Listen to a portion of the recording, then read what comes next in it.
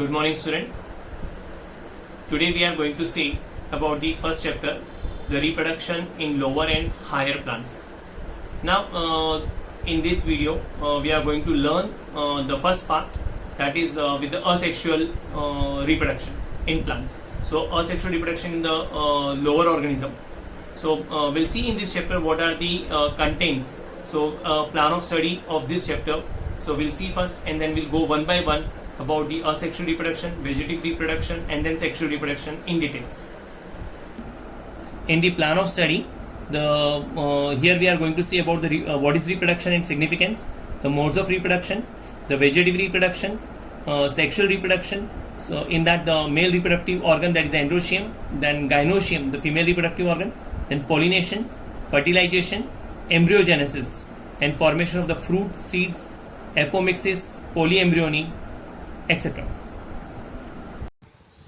Today we'll see the first part, that is the asexual reproduction. Now, first of all, we'll see what is reproduction. So, what is reproduction? So, it is a process in which the organism can produce the young one of its own kind. So, again, you'll see that's very simple definition of this. So, what is reproduction? So, it is a process by which the organism can reproduce, or organism can produce the young ones of their own kind. It's called as a reproduction. Now, what is significance of reproduction? What is significance of reproduction? Now, if we'll see that this is one of the chief characteristics of life. The first significance is that it is a chief characteristics of life. What is the meaning of chief characteristics of life? We know, we have said like there are other chief characteristics of life.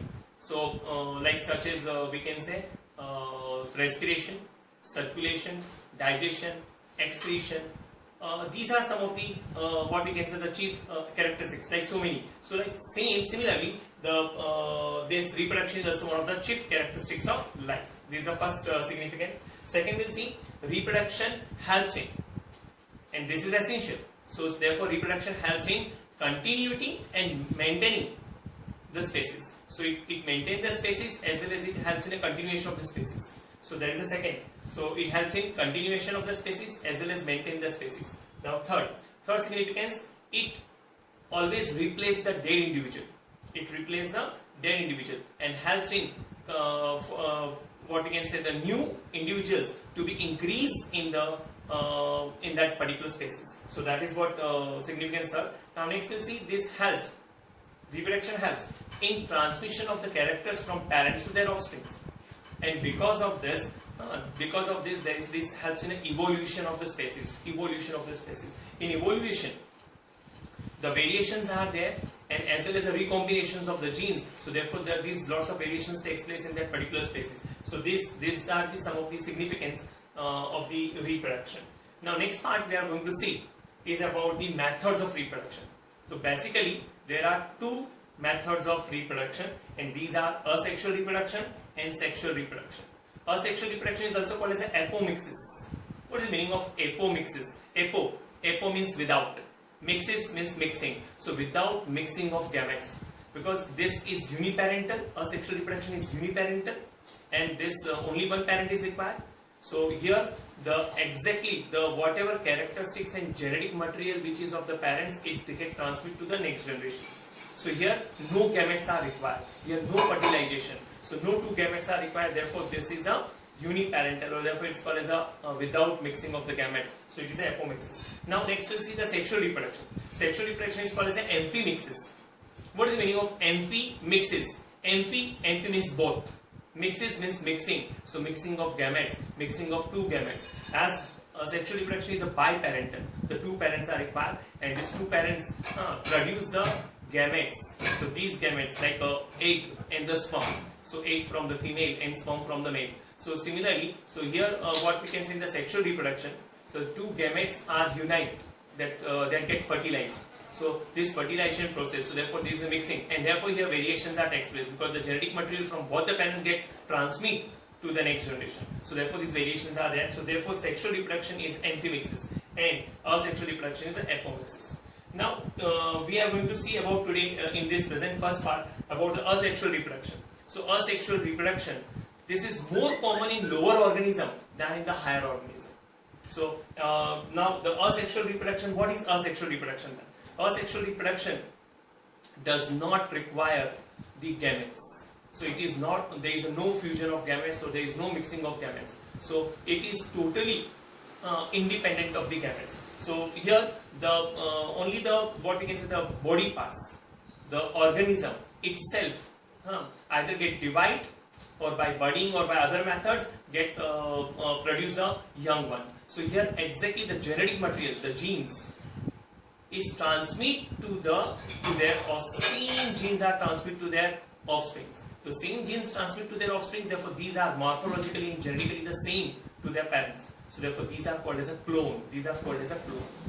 Now what are the this asexual reproduction in lower organism? What are the common methods? So we'll see there are few common methods of the asexual reproduction, such as fragmentation, budding, then sporulation, and binary fission. So these are some, and there are also many others. So some are in the animals also, so that we are going to learn in the next chapter in the reproduction animals. But here today we are going to learn about these 4 methods. So that is what we have discussed about the fragmentation. We will going to discuss now about the fragmentation, then budding, then sporulation, and binary fission. So these are some of the common asexual methods in lower organism. Now we'll see the first type of this asexual reproduction, that is the fragmentation. Now fragmentation, so this is a type of asexual reproduction in the lower organism, such as Spirogyra. So these Spirogyra, so these are the filamentous algae.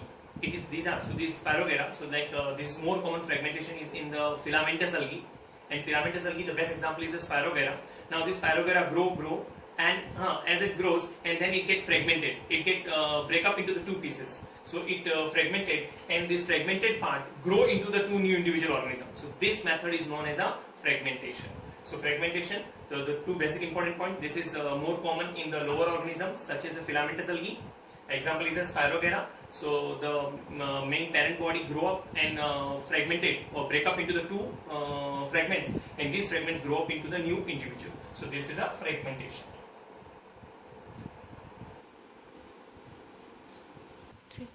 Now next side we'll see about the budding. So budding, again this is a type of asexual reproduction in lower organism, and this is more common like in the yeast. Now in yeast, normally in budding what happened? A small bud develop on the surface of the parental body. On the parental body, like in this yeast is a single cell. This is a eukaryotic fungi. It's a unicellular eukaryotic fungi, and on the surface the bud is formed. So therefore in budding, so a new bud develops on the surface of the organism. It may be a single, or it may be in a chain, and then these buds they grow and get detached from the parent body and develop into the new individual. So this is the type of budding, so more common in the yeast. Now budding is also in the seen in the animal, like in the hydra, but that part we are going to learn in the second chapter about the reproduction in the animals. So now here the best example we have to remember is of the yeast.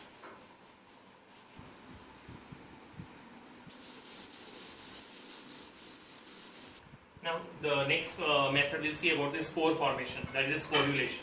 Now in spore formation there are 2 types of the spores: zoospore, that is a motile spore, and the non-motile spore, that is a conidia. Now first example we'll see about the zoospore, that is a motile spore.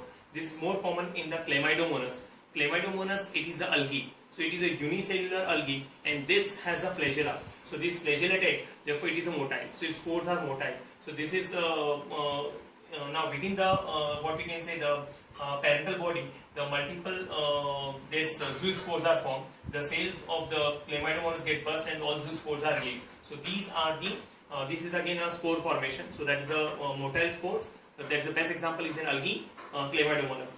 There is another method that is called conidia. Conidia is a non-motile spore, and this is more common in the fungus like a penicillium. So penicillium on its spatial hyphae. So these conidia, this which is called conidiophore, and on which the conidia, these are the spores are formed, and these spores are non-motile spores. So this is one of the asexual reproduction method in the lower organism known as a spore formation.